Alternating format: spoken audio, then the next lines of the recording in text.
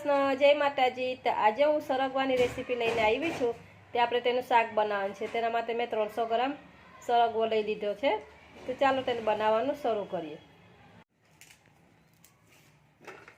આ રીતના એની છાલ ઉતારી લેવાની છે આપણે। આ રીતના એને બહુ જો આ રીતના તમારે અહીંયા ચેક કરી લેવાનું, કેમ કે ક્યારેક છે ને આપણે સરગવો કરવો આવે છે તો ચાખી લેવાનો થોડોક। આપણે એક જેટલી વાર આપણે સુધારીએ ને આ રીતના આપણે ઉપરથી થોડુંક લઈ ને ચાખી લેવાનું, એટલે આપણને ખબર પડે કે કરવો મીઠો છે। મીઠો હોય ને એ રીતના આપણે કરવાનો છે। અને જો આ રીતના બધું હું સાફ કરી લઈશ। તો સરગવો આપણે આ રીતના સુધારી લીધો છે, તમે જોઈ શકો છો।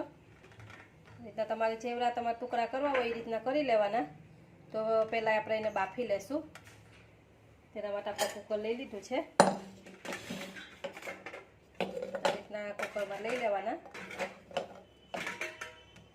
અને 1 ગ્લાસ પાણી નાખી દેવાનું તેમાં,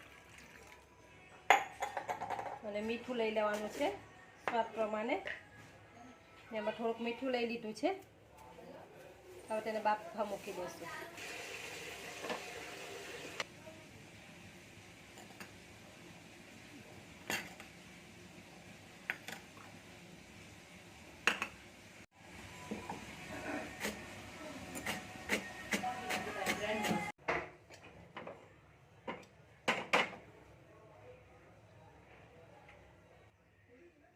તો 4 ચમચી મેં તેલ મૂકી દીધું છે ગરમ થવા। ગરમ થઈ જાય એટલે આપણે પહેલાં 1 ચમચી રાઈ લઈ લઈશું। હજી ગરમ નથી થયું આપણું। તો તેલ આપણું ગરમ થઈ ગયું છે તો 1 ચમચી રાઈ લઈ લઈશું। રાઈ ફૂટે એટલે આપણે 1 ચમચી જીરું લઈ લેવાનું છે।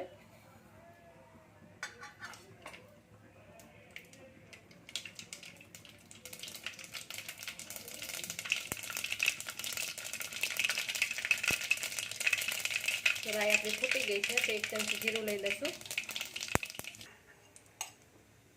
તો આપણે જે આદુ મરચાં અને લસણની પેસ્ટ છે તે લઈ લેવાની છે। આદુ લસણની પેસ્ટ થોડીક સતરાઈ જાય, થોડીક સતરાવા દેવાની છે તેને। તેમાં મસાલા કરી લઈશું। 1 ચમચી હળદર પાવડર છે, 1 ચમચી ધાણા જીરું પાવડર છે, અડધી ચમચી ગરમ મસાલો અને અડધી ચમચી હિંગ। હું હિંગ નાખતા પહેલાં ભૂલી ગઈ હતી એટલે અત્યારે નાખી દઉં છું। અને લાલ મરચું પાવડર 2 ચમચી ને થોડુંક એવું મીઠું આપણે બાફવામાં લીધું છે એટલે અહીંયા ધ્યાન રાખવાનું મીઠું નાખવામાં। હવે બધા મસાલાની ભેગા આપણે સાતરી લેવાના છે। હવે આપણે સિંગ લઈ લેવાની છે જે બાફીને રાખી છે। આ રીતના એને ચમચાથી નથી હલાવવાનું, આ રીતના આપણે ઉછાળતું જવાનું છે। આનાથી આમ હલાવી લેવાનું છે, આ રીતના ઉપર નીચે કરી લેવાનું।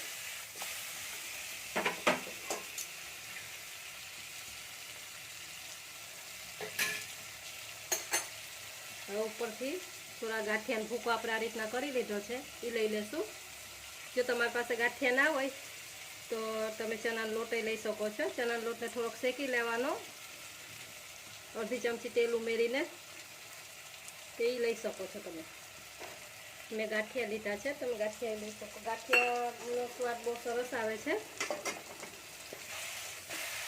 આ રીતના બધું મિક્સ કરી લઈશું આપણે।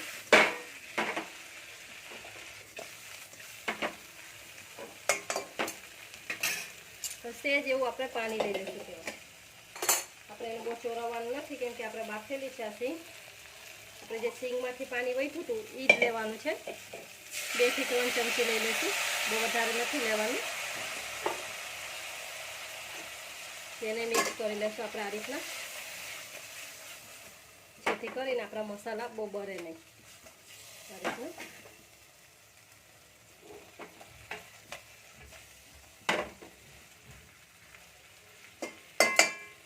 તો તૈયાર છે આપણું શાક। હવે ઉપર થોડાક ધાણા છાંટી લઈશું। ઉપર થોડાક ધાણા લઈ લીધા છે મેં। આમાં બહુ વારે નથી લાગતી, ગેસ બંધ કરી દો। તો આ સરગવાની સિંગનું શાક આપણે તૈયાર થઈ ગયું છે। તો આમાં બહુ બનાવવામાં વારે નથી લાગતી, 10 મિનિટમાં જ શાક બની જાય છે। તો આ રેસીપી તમને કેવી લાગી તે મને કોમેન્ટ કરીને જણાવજો। ને જો સરગવો તો આપણે બધાએ ખાવો જ જોઈએ, કેમ કે સરગવો બહુ હેલ્ધી છે અને બહુ ટેસ્ટી બને છે। તો આ રીતના તમે એકવાર ટ્રાય કરજો અને રેસીપી તમને ગમી હોય તો મારા વિડીયોને લાઇક, શેર અને સબસ્ક્રાઈબ કરવાનું ભૂલતા નહીં।